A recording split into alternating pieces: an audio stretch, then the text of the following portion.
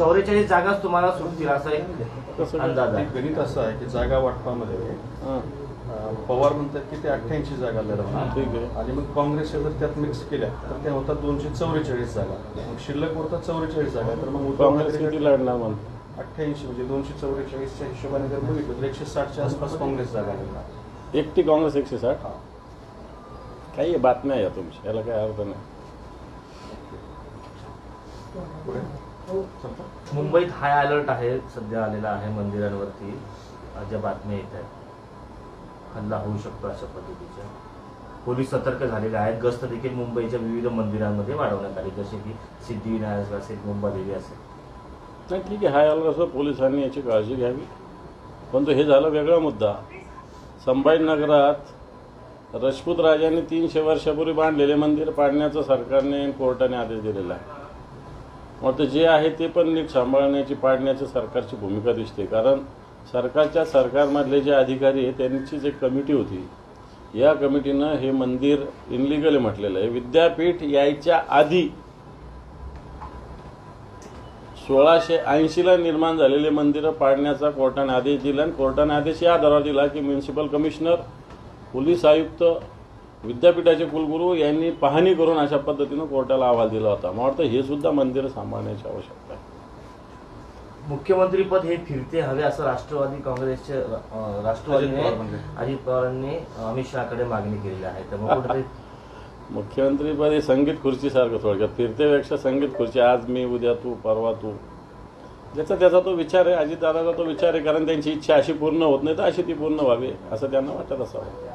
आरक्षणाच्या मुद्द्यावर नरहरी झिरवळ देखील आक्रमक झालेले आहे. ते मंत्रालयासमोर बेमुदत आमरण उपोषण करणार आहे.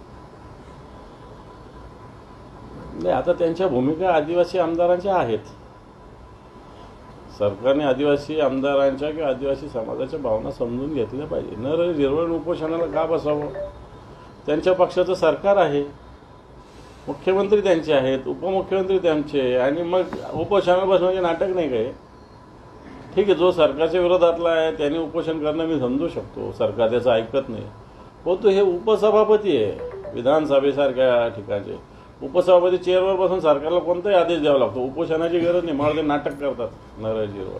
प्रवीण दरेकरांनी एक संजय राऊतांवरती टीका केलेली आहे. आयुष्यभर चमचेगिरी केलेल्या राऊतांना धर्मवीरची पटकथा कशी कळणार? कितीही शकुनी मामा आले तरी चक्रव्यूह भेदण्याची ताकद फडणवीसांमध्ये आहे. पत्राचाळीचा लुटारू राऊत ही पटकथा कशी वाटते असं त्यांनी.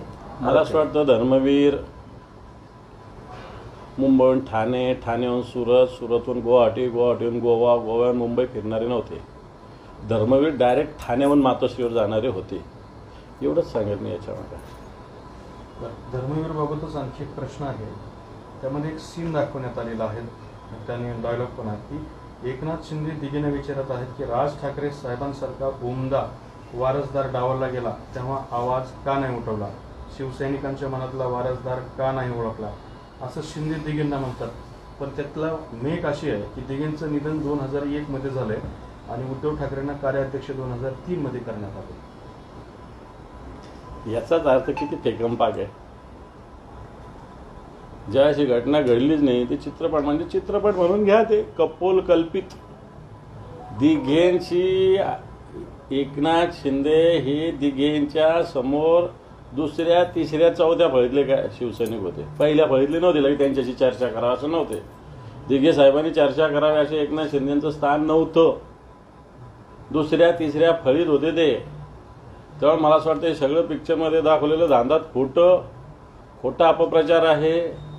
आनंद दिघेंशी बरोबरी करणं आहे.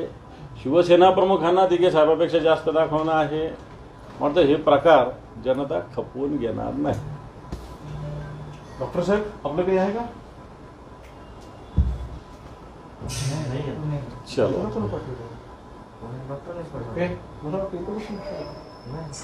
ओके. हो, मेरा दिल तो भरा नहीं अभी, लेकिन चलो तुम्हारा दिल भरे तक हम रिकॉर्ड में रोकेंगे. चलो बहुतेक एक राऊंड होईल दादा दुपारला. दुपारी आहे ना आपली महिला आघाडीची प्रेस आहे. त्याच्या आधी भेटू ना आपण. त्याच्या आधी या. मी ऑफिसलाच आहे. हा तिथेच करू. मी ऑफिसलाच बसणार आहे 1 वाजेपासून. त्यांची प्रेस आहे, त्या घेतील. मी काय प्रेसला नाही बसणार मी आपला तर काय विषय असेल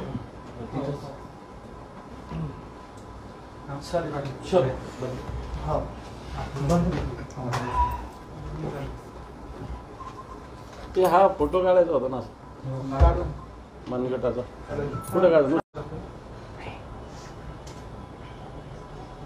करायचं का सुरू सुरू का सर्वजण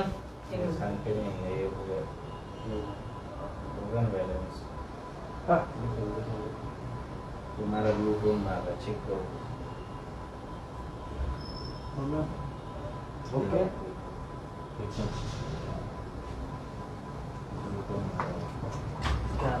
लाईट नाही आणला मग लाईट नाही आणला लाईट आणायचं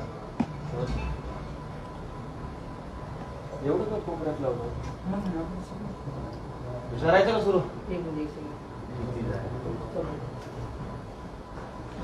लोकसभेनंतर सिनेटमध्ये मुंबईमध्ये मोठा विजय शिवसेनेला मिळालेला आहे. त्यामुळं मुंबई म्हणजे शिवसेना असं एक समीकरण म्हणजे सांगितलं जात आहे.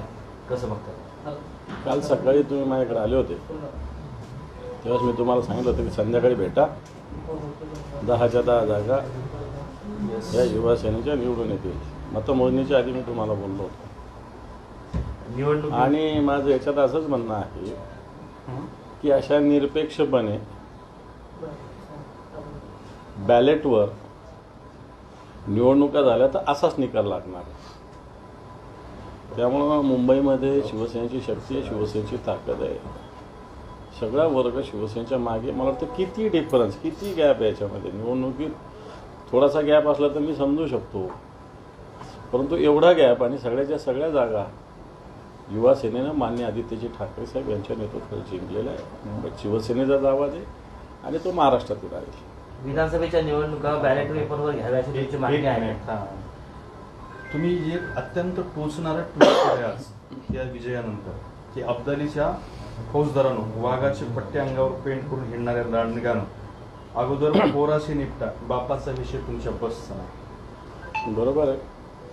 कारण उद्धवजी ठाकरे साहेबांनी या देशात कुणी आवाज उठवला असेल या सगळ्या दिल्लीच्या पदपातशाहीविषयी तर तो उद्धवजी ठाकरे साहेबांनी आवाज उठवलेला आहे. आणि नंतर हा आवाज बुलंद होत गेला, त्याच्यात सगळे लोक सहभागी होत गेले आणि भारतीय जनता पार्टीला बहुमतापासून रोखलेलं आहे. उद्धवजी मोठे नेते. आज आदित्यजी साहेबांनी, आदित्य ठाकरे तर त्यांचे पुत्र आहे, युवा सेनेचे प्रमुख आहे, त्यांनीच यांना हरवलेले. सगळे एक झालेले होते. भाजपचं अभाविप एकत्र होतं, शिंदेच्या सेनेचं त्याला पाठिंबा होता, मनसेसुद्धा इकडून तिकडून विरोधात काड्या करतच होतं आणि या सगळ्यांना एकत्रित एकट्या आदित्य साहेबांच्या नेतृत्वाखाली पराभूत केलेलं आहे. हाच इशारा आहे की तुम्ही जे डराव वाघाचं कातडं घेऊन आम्ही वाघ आहोत असे ते 2-4 लोक बोलत असतात ना, आशिष शेलार बेलार आणखी ते बारीक 2-4 लोक.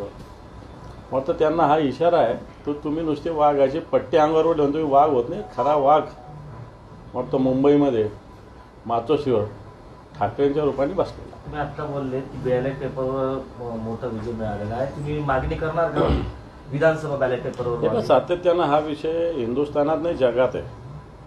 कित्येक मोठ्या मोठ्या जगामध्ये इलेक्ट्रॉनिक वोटिंग मशीन बंद करून बॅलेटवर निवडणुका झालेल्या आहेत आणि बॅलेटवर लोकांना सुस्पष्टपणे विश्वास निर्माण होतो की मी कोणाला मतदान केलेलं आहे.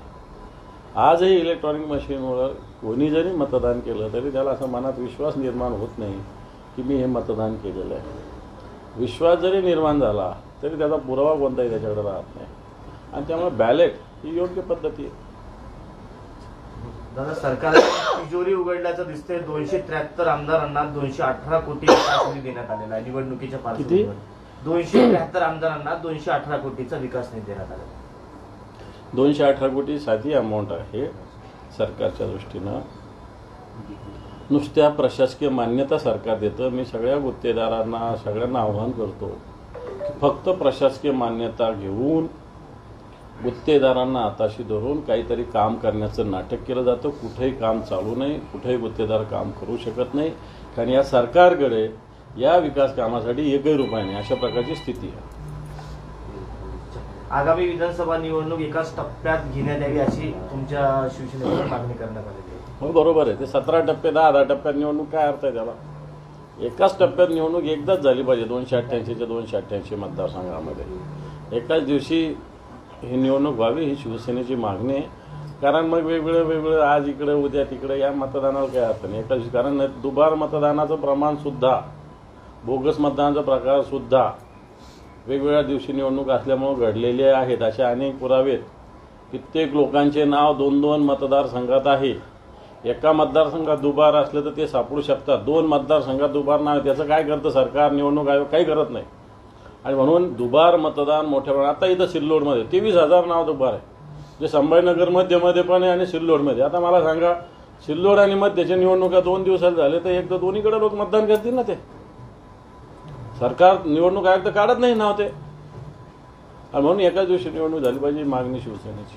धारावीची जी जागा आहे ते संजय राऊतांनी दावा केला त्याच्यावरती आम्ही लढवावी अशी इच्छा तिथल्या धारावीकरांची असं त्यांचं वक्तव्य. त्यावरून काँग्रेस आणि तुमच्या शिवसेनेमध्ये वाद होण्याची शक्यता आहे. काही वाद होण्याची इच्छा व्यक्त केलेली आहे लगेच घेतलेली नाही आहे. इच्छा व्यक्त करणं काही गुन्हा नाही आहे. इच्छा व्यक्त तेही करू शकतात. त्यांनी व्यक्त केल्या अनेक इच्छा काँग्रेसने ही पाहिजे ती पाहिजे.